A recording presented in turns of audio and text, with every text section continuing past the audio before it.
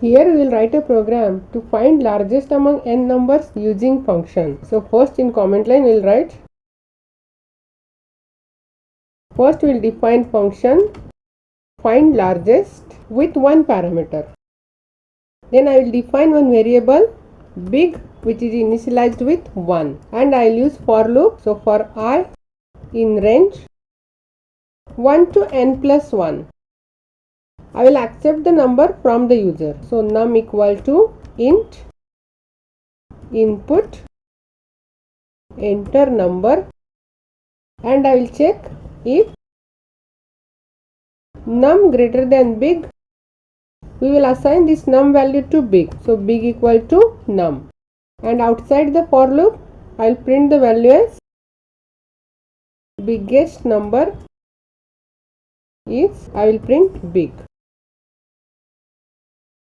And outside the function I will accept nth term from the user. So n equal to int input enter total number to accept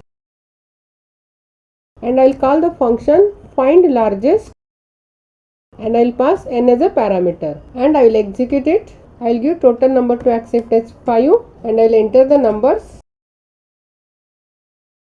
It will print biggest number is 8.